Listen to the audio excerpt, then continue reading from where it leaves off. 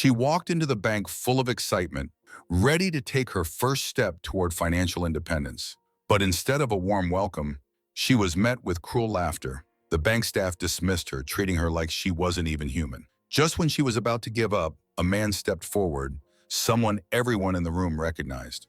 What happened next left everyone speechless. Discrimination happens in places you'd least expect.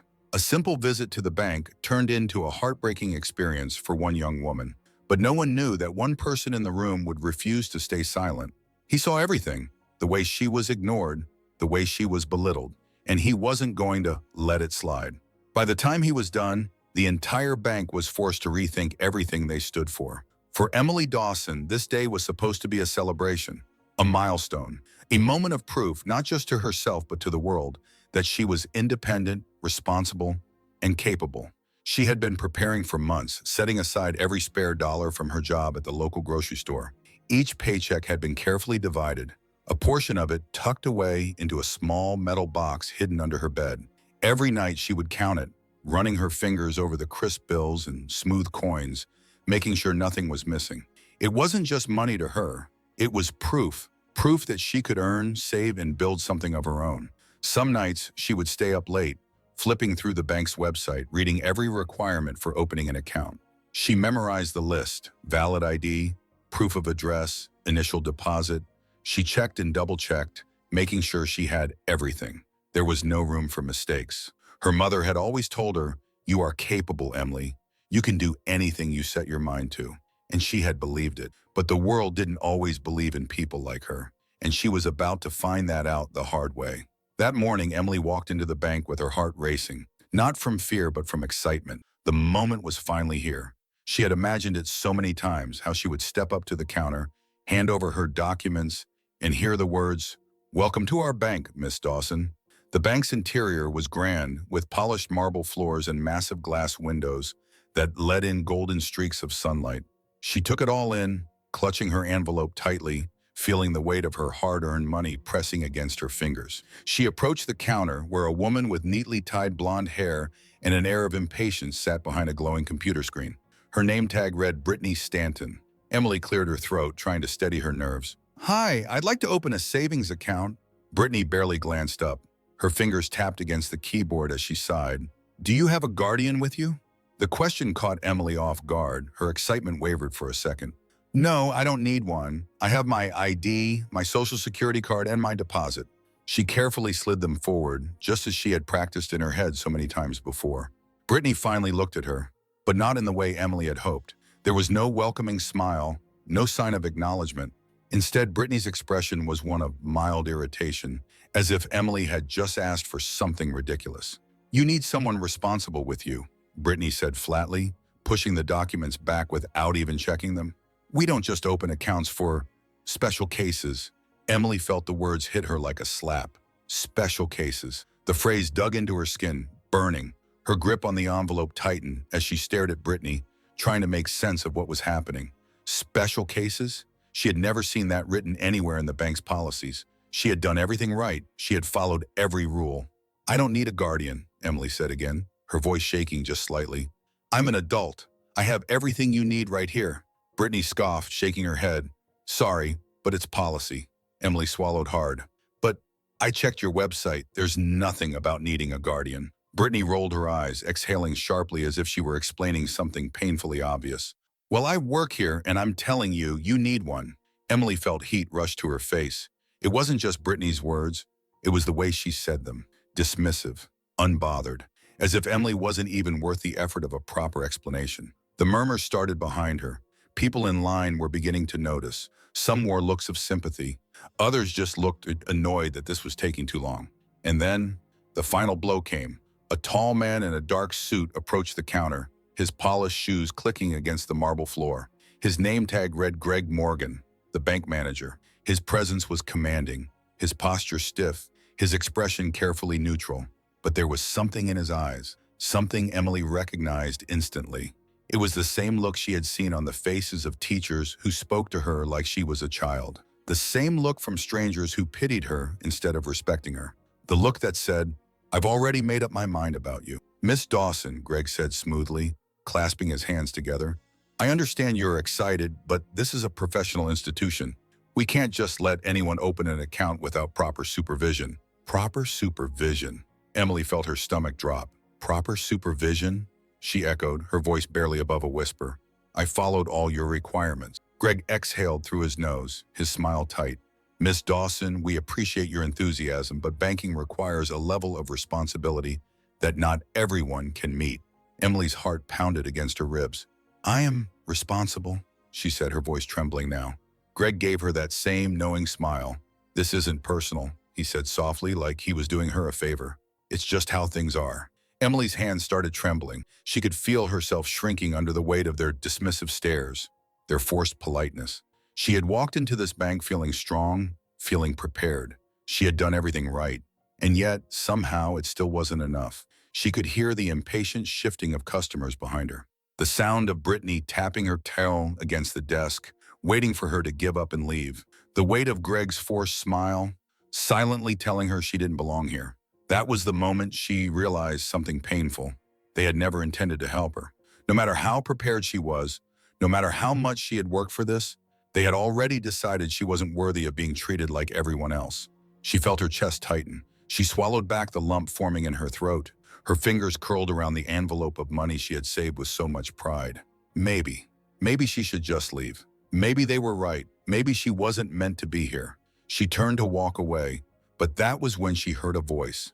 A firm, steady voice that cut through the silence like a blade. Excuse me. Emily froze. She turned around, and the entire bank fell silent. Bryan Cranston had been standing just a few feet away, waiting in line like everyone else, when he first noticed the conversation unfolding at the counter.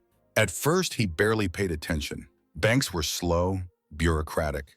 There were always minor delays, clerical errors, and occasional miscommunication. Maybe the teller was new. Maybe Emily had misunderstood something. But then he heard the dismissive tone. The way the teller, Brittany Stanton, spoke to the young woman in front of her like she was a child asking for something unreasonable. The exasperation in her voice, the way she barely glanced at the documents Emily had pushed forward with so much hope. His casual interest shifted into something sharper. Bryan watched Emily closely. He saw how her posture changed, how she started out standing tall, shoulders squared, speaking with quiet confidence. But with every passing second, every dismissive word, that confidence chipped away. Her shoulders slumped slightly.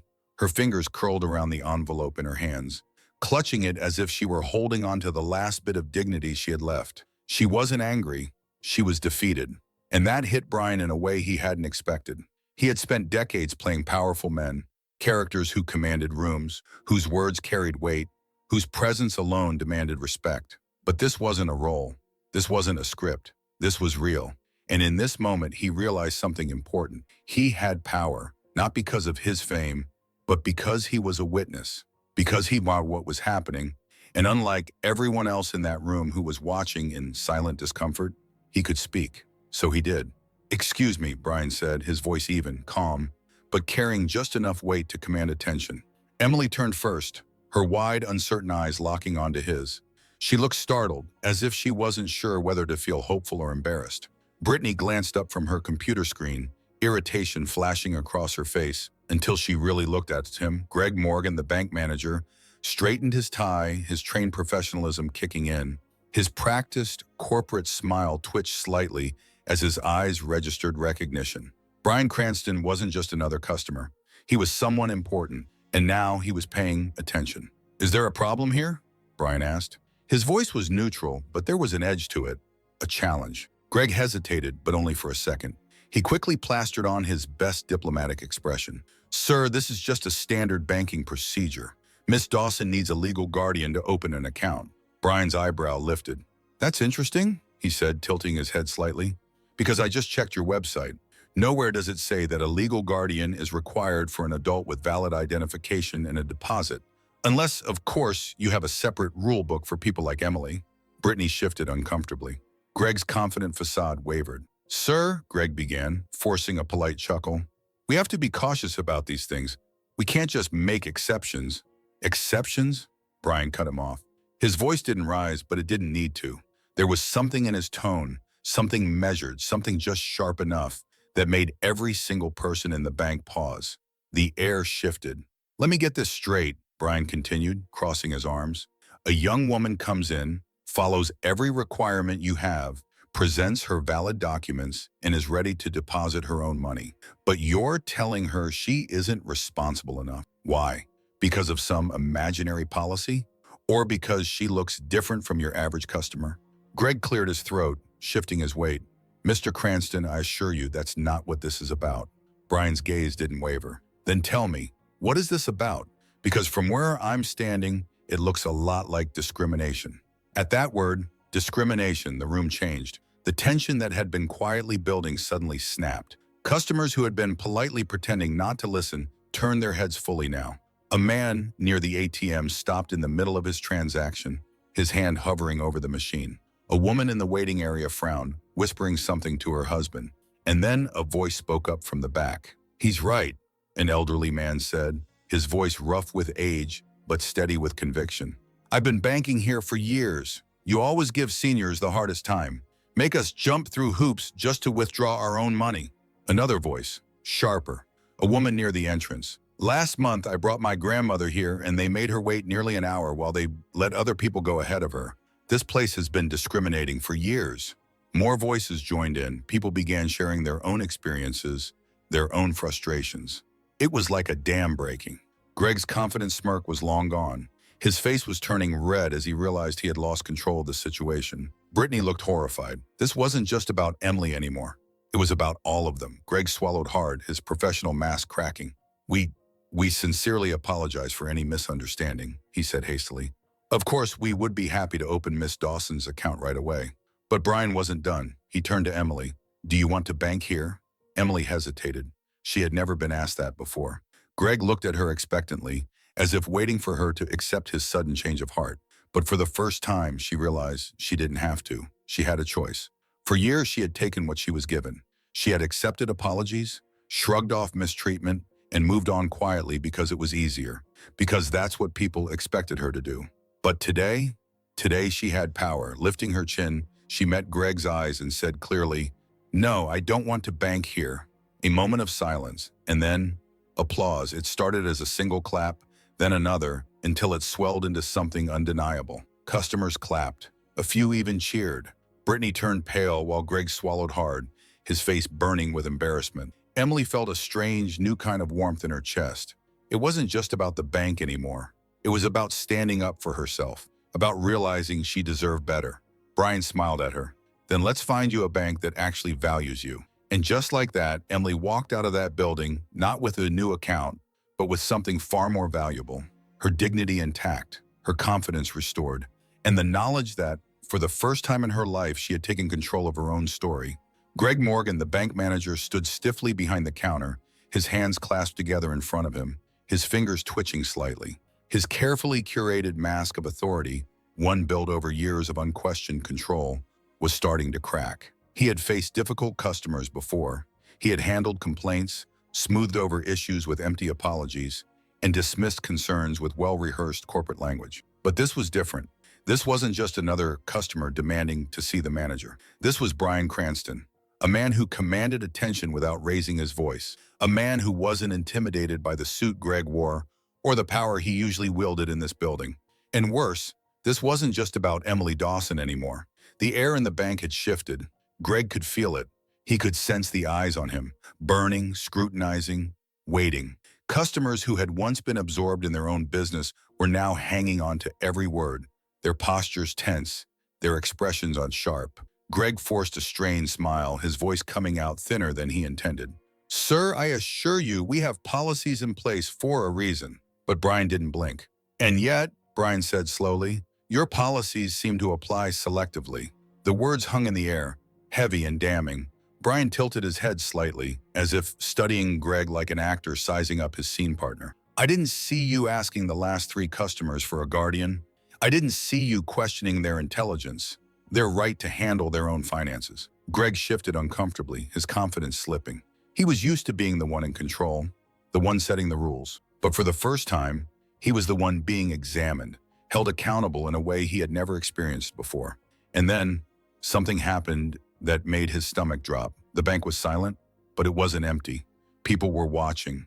People were listening. And now people were speaking up. You know, a voice called out, rough and gravelly with age. This happened to me last year. All eyes turned to an elderly man seated in the waiting area, his hands resting on his cane. His face was lined with the kind of exhaustion that only comes from years of fighting battles no one else sees. They told me I needed my son to authorize a simple withdrawal, the old man continued, his voice hoarse but strong. My own money. They made me feel useless, just like they're doing to her. Greg's jaw tightened. Another voice, sharp and angry, cut through the silence. I work with special needs children. A woman near the loan desk spoke up, her arms crossed. Do you know how hard they fight to be treated with respect? And you're just throwing that away. You should be ashamed. A young man near the check deposit counter muttered, Yeah, I've noticed this bank treats people differently.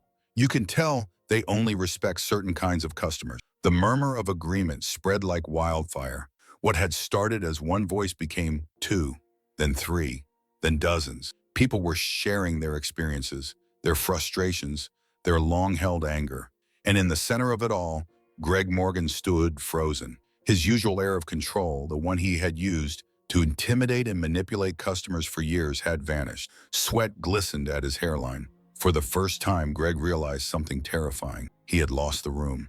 Listen, Mr. Cranston, Greg said quickly, his voice edged with frustration, his mask of politeness slipping.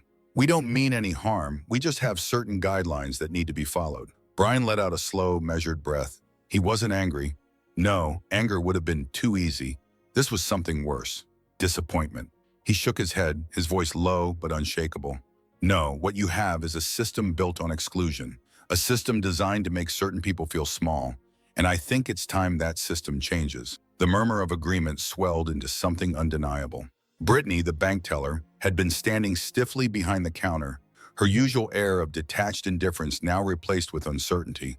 For the first time, she looked unsure. She had never questioned these rules before. She had followed them blindly, repeating them without thinking. But now, as the weight of the room pressed down on her, she swallowed hard. Brittany hesitated, her voice unsteady. I was just doing what I was told. Bryan turned his gaze to her, and for the first time, his expression softened. Then maybe it's time to start thinking for yourself. Brittany's eyes darted to Greg, silently searching for backup. But for once, he had none to offer her. He had no smug smirk, no prepared excuse, no easy escape. And then a voice from near the entrance shattered any illusion of control he had left. I think the world deserves to see how this bank treats people. Greg's blood ran cold. A woman near the entrance had pulled out her phone, her camera already recording. Let's see how fast they change their tune once this goes viral, she added, raising an eyebrow. Greg's face drained of color. He knew the power of social media. He knew what could happen in a matter of hours. His bank's name, his name, could be trending for all the wrong reasons. He cleared his throat, his hands twitching as he adjusted his tie, forcing his face into a smile that no longer held an ounce of authority. Miss Dawson, his voice wavered. I think there's been a misunderstanding. Of course, we can set up your account right away. But now it wasn't Greg's decision to make. It wasn't his bank's choice. For the first time in her life, the choice belonged to Emily Dawson. Bryan turned to her, his expression unreadable. What do you think? Emily hesitated. She had spent most of her life being overlooked, ignored, spoken down to. Today had started no differently. But now the power was in her hands. She could see the desperation in Greg's face, the way Brittany avoided eye contact, the way the entire bank had turned against them. She could walk away, prove a point, and find another bank, one that had respected her from the start. Or she could stay, let them fix their mistake, but make sure they never forgot what happened here today. She took a deep breath. I want an apology, she said finally, her voice steady. The room went completely silent. Greg's jaw tensed. For a moment, it looked like he would refuse, but then he saw the customers staring, waiting, judging. His shoulders dropped. I sincerely apologize for how we handled this situation, he muttered, barely able to look Emily in the eye. And I will personally see to it that changes are made so this never happens again. The crowd murmured, some skeptical, some satisfied. Bryan leaned in slightly. And?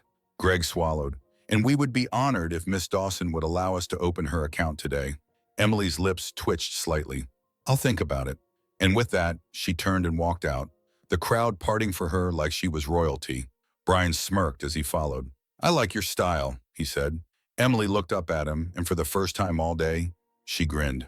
"Me too." The echoes of murmurs and hushed conversations still lingered behind the glass doors as Emily Dawson stepped out into the crisp afternoon air. The gentle breeze brushed against her skin, but today it carried something more than just cool air. It carried victory. For the first time in a long time, she felt light. The weight she had carried into that bank, the fear of being dismissed, the frustration of constantly proving her worth, the quiet resignation that the world would never fully accept her, was gone. She lifted her face toward the sky, letting the warmth of the sun wash over her. But this warmth wasn't just from the sun, it was something deeper. It was freedom. She had walked in hoping to open a bank account. She had walked out having opened something much bigger.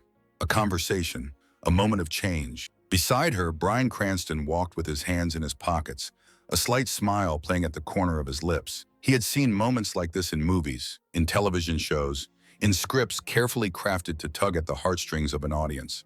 But this wasn't a script. This was real. And real moments like these, the ones where people refused to accept injustice, where they stood up, spoke out, and won, were rare. "You handled that well," Bryan said, glancing down at her. Emily let out a small, breathless laugh, shaking her head. "I've never done anything like that before." Bryan tilted his head slightly, casting a glance back through the glass doors of the bank. Greg Morgan and Brittany Stanton were still standing behind the counter. They looked shaken, their expressions no longer smug or dismissive. But there was something else there too. Uncertainty. Like they were questioning things they had never thought twice about before. Like for the first time, they were realizing that their actions had consequences. "They'll think twice next time," Bryan added. Emily nodded, her grip tightening around the envelope of cash still clutched in her hands. For so many years, she had believed that if she just followed the rules, if she worked hard, if she never made trouble, if she proved herself over and over again, people would have to treat her fairly. Today had been proof that wasn't true. But today had also been proof that she didn't have to accept that. She had a choice. She had a voice, and for the first time, she had used it. The moment Emily and Bryan stepped onto the sidewalk, the weight of what had just happened didn't fade. It grew. A woman near the entrance, the one who had recorded the entire encounter, was already tapping furiously at her phone. Within minutes, the video had been uploaded to social media. The caption was simple but powerful. "This is why we need change. Justice for Emily." By the time Emily and Bryan had reached the end of the street, her phone buzzed. Then it buzzed again and again. The video was spreading. Comments poured in. Outrage, support, calls for accountability. By the time they made it to the next block, the bank was already trending.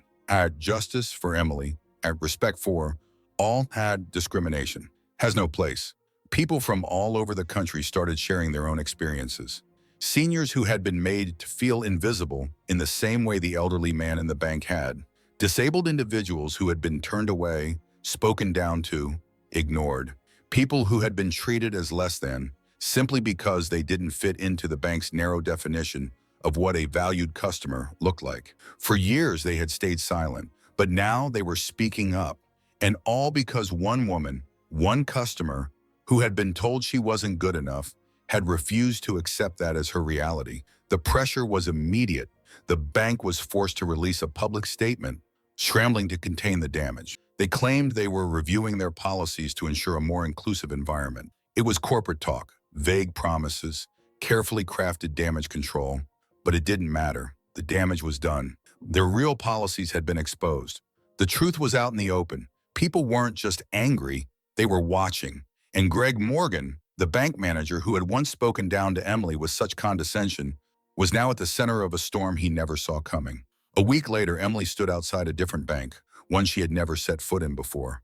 This bank had reached out to her personally after the incident. They had seen the video. They had seen what had happened, and they had made a choice. They invited her in, not because they were forced to, not because they were afraid of bad press, but because they understood what respect looked like. The difference was night and day. She had barely stepped through the doors before a teller greeted her with a warm smile. "How can we help you today, Miss Dawson?" No hesitation, no judgment, no hoops to jump through. They treated her the way they treated every customer, with dignity, with respect. And when she walked out, her new account documents in hand, she felt something even greater than relief. She felt empowered. Her phone buzzed. A message from Bryan. "Saw the news. Proud of you. Never let anyone silence you." Emily smiled. She had walked into that first bank thinking she needed their approval to feel independent. She had walked out realizing she never needed anyone's approval to know her own worth. And neither did anyone else. Because when you stand up for yourself, you're standing up for everyone who's ever been told they're not enough. And that's how real change begins. Emily walked into that bank thinking she needed their approval to feel independent. But she walked out realizing she never needed anyone's permission to know her own worth. And neither do you. Because when you stand up for yourself, you stand up for everyone who's ever been told they're not enough. If this story inspired you, don't forget to subscribe for more powerful stories that prove courage, kindness, and resilience can change the world.